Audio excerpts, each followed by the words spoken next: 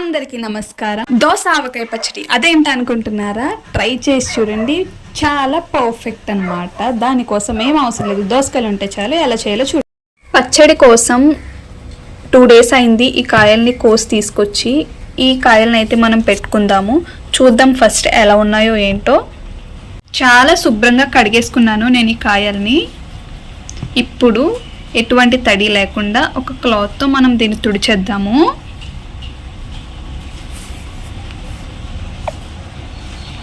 చెమ్మ కూడా ఆరిపోయే వరకు కాయల్ని ఒక 5 నిమిషాలు పక్కన పెట్టేసుకోండి. కాయలు అయితే ఆరిపోయాయి. ఇప్పుడు కట్ చేద్దాము. ఈ పిక్కల్ని ఉంచుకోవాలి అనుకుంటే ఉంచుకోవచ్చు, ఇష్టం లేని వారు దీన్ని తీసేసి మనం చిన్న చిన్న ముక్కల కింద కోసుకుందాము. ఫస్ట్ ఇది చేదుగా ఉందా పుల్లగా ఉందా టేస్ట్ కూడా చూసుకోండి. చేదుగా ఉంటే పచ్చడికి పనికిరాదు. ఒక స్పూన్ సహాయంతో నేనైతే ఇవి తీస్తాను. మీరు హ్యాండ్తో కూడా తీసుకోండి. శుభ్రంగా పిక్కలు లేకుండా తీసుకున్న తర్వాత ముక్కల కింద కోసుకుందాము. పీల్ తీయకూడదు, పీల్తోనే మనం ముక్కలు కట్ చేసుకోవాలి తొక్కతో.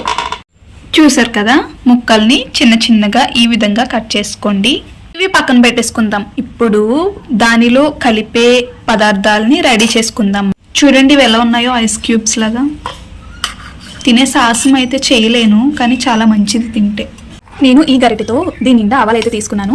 దీనిని మనం మెత్తగా పొడుం చేసుకోవచ్చు. మీరు ఏ కొలత అయితే తీసుకుంటున్నారో దానికి తగ్గట్టు కొంచెం ఎక్స్ట్రా ఆవపిండి అయితే తీసుకోవాలి.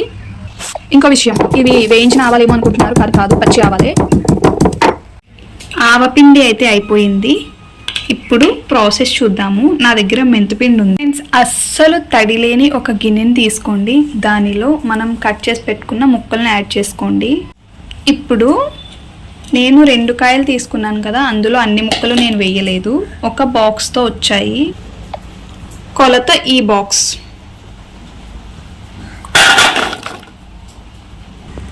నేను తీసుకున్న ముక్కలకి ఇది పచ్చళ్ళకి వాటికి యూజ్ చేసే కారం అన్నమాట. దీంతో 1/2 తీసుకున్నాను కొలత.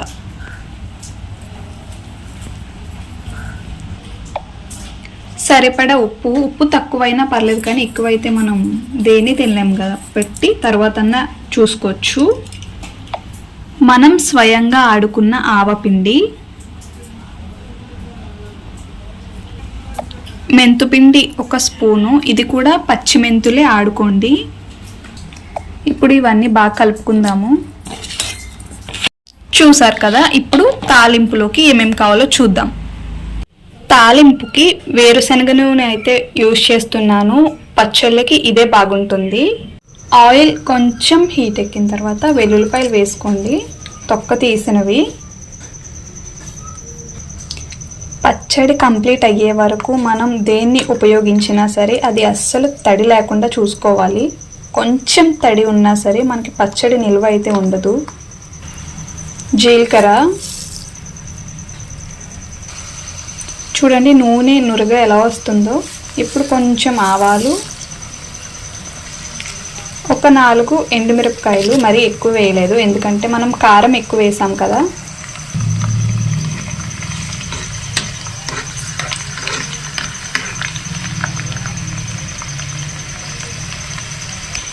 తడి లేని కరివేపాకు,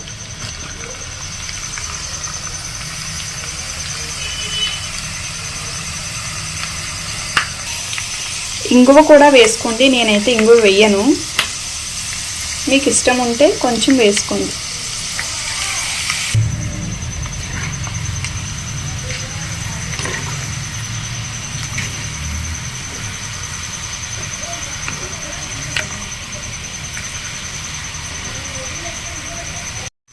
తాలింపులోకి ఇవి రెడీ అయిపోయాయి. ఇప్పుడు గ్యాస్ ఆఫ్ చేసేసి ఈ తాలింపు గోరువెచ్చగా ఉన్నప్పుడు మనం దీన్ని మన పచ్చడిలో కలిపేసుకుందాం.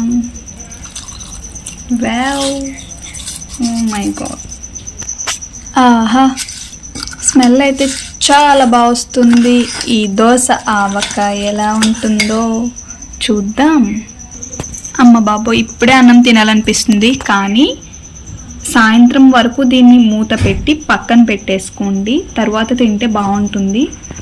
చాలా చాలా పర్ఫెక్ట్ దోస ఆవకాయ ప్రిపరేషన్ మొత్తం నేను చాలా క్లారిటీగా చెప్పాను, ట్రై చేసి చూడండి.